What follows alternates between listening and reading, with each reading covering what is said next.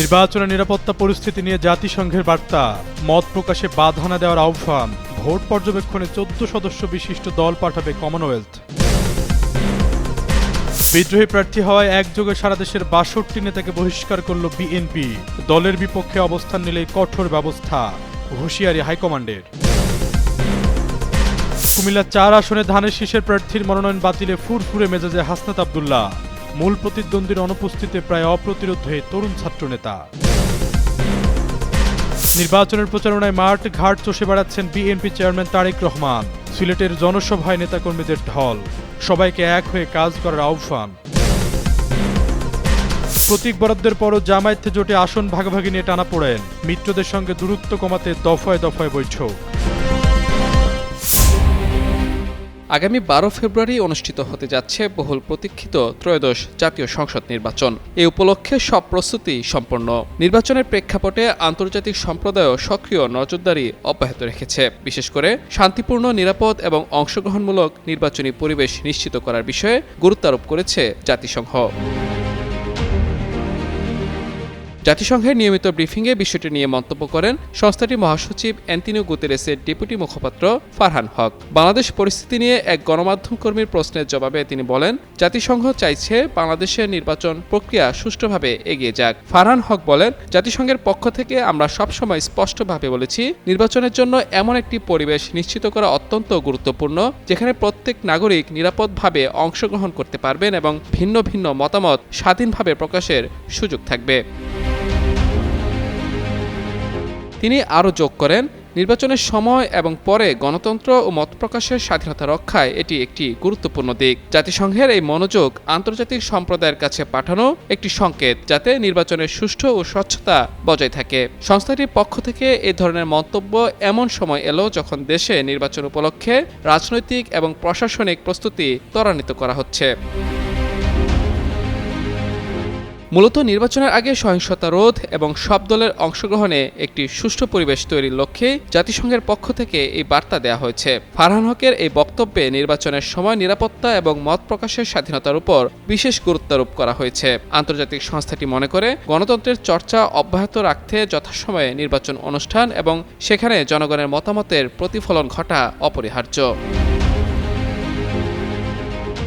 অন্যদিকে বাংলাদেশে আগামী নির্বাচনে জয়ী হয়ে যে দল সরকার গঠন করবে তার সঙ্গে যুক্তরাষ্ট্র কাজ করবে বলে জানিয়েছেন নতুন মার্কিন রাষ্ট্রদূত ব্রেন্ট ক্রিস্টেনসন। তার মতে, ভোট কেন্দ্রে গিয়ে নতুন সরকার নির্বাচনের মাধ্যমে মত প্রকাশ বাংলাদেশের জনগণের সার্বভৌম অধিকার। এখানে কে নির্বাচিত হবে, পরবর্তী নির্বাচিত সরকার হিসেবে কে দায়িত্ব নেবে, এটি বাংলাদেশের জনগণের সার্বভৌম সিদ্ধান্ত। এই বিষয়ে অন্য কোনো দেশের বলার কোনো অধিকার নেই। বাংলাদেশের ভবিষ্যতের বিষয়ে নিজের আশাবাদ ব্যক্ত করে রাষ্ট্রদূত আরও আশা প্রকাশ করেন, 2024 সালের আগস্ট থেকে বাংলাদেশে ব্যাপক পরিবর্তন ঘটেছে। সামনে আরও পরিবর্তন হওয়ার সম্ভাবনা আছে বলেও মনে করেন তিনি। মাহমুদুর রহমান, যুগান্তর নিউজ। নির্বাচন ব্যবস্থায় প্রশাসন এবং পুলিশ আর মাত্র 3 সপ্তাহ, এরপরে শুরু হবে ভোটের লড়াই। সেই লড়াইয়ে অংশ নিতে আশ্বাস, প্রতিশ্রুতি ও ভরসা দিয়ে ভোটের মাঠে নির্বাচনী প্রচারণা শুরু করেছে প্রার্থীরা। এবারে নির্বাচনের শুরু থেকে আলোচনায় কুমিল্লা 4 আসন, কারণ এই আসনে মনোনয়ন সংগ্রহ করেছিলেন বিএনপি এবং জামায়াত ইসলামী নেতৃত্বাধীন 10 দলীয় জোটের মনোনীত 2 হেভিওয়েট প্রার্থী।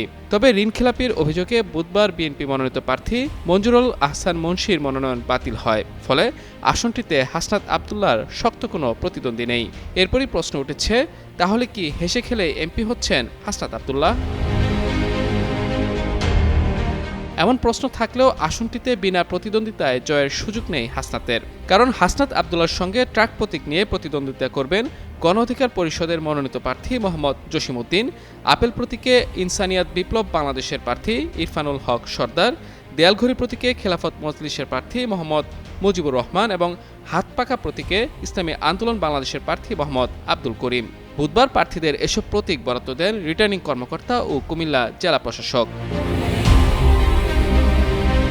কুমিল্লা ৪ আসনে শাপলাকলি প্রতীক পেয়েছেন হাসনাত আব্দুল্লাহ। মঞ্জুরুল আহসান মুন্সী ছাড়া বিএনপির আর কেউ মনোনয়ন না নেয় আসনটিতে বিএনপির কিংবা অন্য কোনো স্বতন্ত্র বা বিদ্রোহী প্রার্থী নেই। হাসনাতকে সমর্থন দিয়ে জামায়াতে ইসলামের প্রার্থী সাইফুল ইসলাম শহীদ তার মনোনয়ন প্রত্যাহার করে নিয়েছিলেন। এছাড়া কুমিল্লা উত্তর জেলা বিএনপির সদস্য সচিব AFM তারেক মুন্সী আসনটিতে বিএনপির মনোনয়ন প্রত্যাশী ছিলেন। তবে মনোনয়ন বঞ্চিত হওয়ার পর তিনি আর মনোনয়ন কেনেননি। তাই বিনা প্রতিদ্বন্দ্বিতায় না হলেও অনেকটাই ফাঁকা মাঠ পাবেন হাসনাত আব্দুল্লাহ।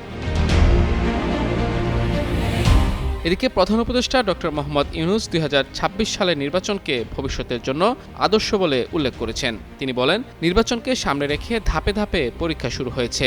১২ ফেব্রুয়ারি হবে সেই পরীক্ষার ফাইনাল। বুধবার নির্বাচন ও জুলাই জাতীয় সনদ বাস্তবায়নের উপর আয়োজিত গণভোটকে সামনে রেখে সার্বিক আইনশৃঙ্খলা পরিস্থিতি নিয়ে একটি উচ্চ পর্যায়ের সভায় প্রধান উপদেষ্টা একথা বলেন। এ সময় তিনি নির্বাচনের প্রতিদ্বন্দ্বিতা করার প্রার্থীদের পারস্পরিক সৌহার্দ্য বজায় রেখে চলার আহ্বান জানান। মাহমুদুর রহমান, যুগান্তর নিউজ। সিলেটের মানুষ আজান দিচ্ছেন।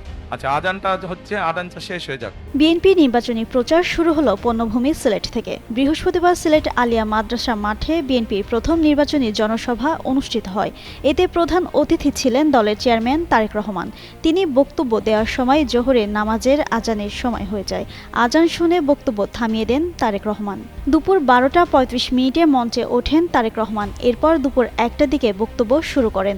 একটু পরই মসজিদের মাইক থেকে আজানের শব্দ শুনে বক্তব্য বন্ধ করে দেন তিনি। সকাল 10টা 50 মিনিটে কুরআন তিলাওয়াতের মধ্য দিয়ে সমাবেশের আনুষ্ঠানিক কার্যক্রম শুরু হয়। এর আগে প্রথম নির্বাচনী জনসভায় খণ্ড খণ্ড মিছিল নিয়ে যোগ দিতে শুরু করেন দলীয় অঙ্গ সংগঠনের নেতাকর্মীরা। যদিও বুধবার রাত থেকে সমাবেশ স্থলের একপাশে সামিয়ানা টাঙিয়ে ত্রিপলে শুয়ে বসে অনেকে রাত কাটিয়েছেন। এছাড়া সকাল থেকে সিলেটের বিভিন্ন এলাকা থেকে জনসভাস্থলে আসতে শুরু করেন নেতাকর্মীরা। ত্রয়োদশ জাতীয় সংসদ নির্বাচন উপলক্ষে সিলেটে জেলা ও মহানগর এবং সুনামগঞ্জ জেলা বিএনপির উদ্যোগে এই সভার আয়োজন করা হয়েছে।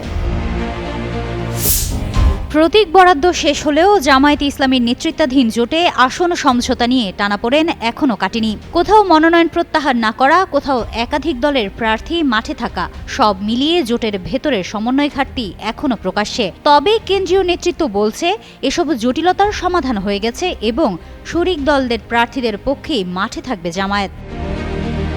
প্রতীক পাওয়ার পরও নরসিংদী ২, সুনামগঞ্জ ১, মৌলভীবাজার ৩ ও চট্টগ্রাম ৮ আসনে জামায়াতের প্রার্থীরা মনোনয়নপত্র প্রত্যাহার করেননি। যদিও এসব আসন জোট শরিকদের ছেড়ে দেওয়া হয়েছিল। বর্তমানে মোট ১৩টি আসনে জোটের একাধিক দলের প্রার্থী রয়েছে। মৌলভীবাজার ৪ আসন নিয়ে এনসিপি ও বাংলাদেশ খেলাফত মজলিসের এবং ফরিদপুর ৪ আসন নিয়ে জামায়াত ও বাংলাদেশ খেলাফত মজলিসের মধ্যে টানাপোড়েন চলছে। সংশ্লিষ্ট দলগুলো এসব আসনে নিজেকে জোটের একক প্রার্থী হিসেবে দাবি করছে। জামায়াতের সহকারী সেক্রেটারি জেনারেল ও নির্বাচনী পরিচালনা কমিটির সদস্য আব্দুল হালিম বলেন, কর্মী সমর্থকদের চাপের কারণে ৪ প্রার্থী মনোনয়নপত্র প্রত্যাহার করতে পারেননি। তবে প্রতীক বরাদ্দ হলেও তারা নির্বাচনে থাকবেন না। শরিক দলের প্রার্থীরাই জোটের প্রার্থী হবেন এবং এ বিষয়ে বিকল্প কিছু ভাবার সুযোগ নেই। আদালতের নির্দেশে এক দফা স্থগিত হওয়ায় পাবনা ১ ও ২ আসনে এখনও প্রার্থিতা চূড়ান্ত হয়নি।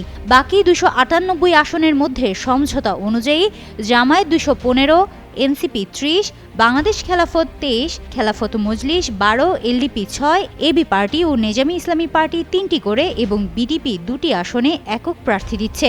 ৪টি আসন উন্মুক্ত রাখা হয়েছিল।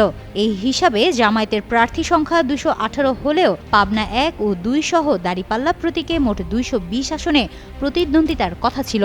তবে বরিশাল ৫ আসনে প্রার্থী প্রত্যাহার করায় সংখ্যা কমার কথা থাকলেও বাস্তবে দাঁড়িপাল্লার প্রার্থী রয়েছেন ২২৫ জন।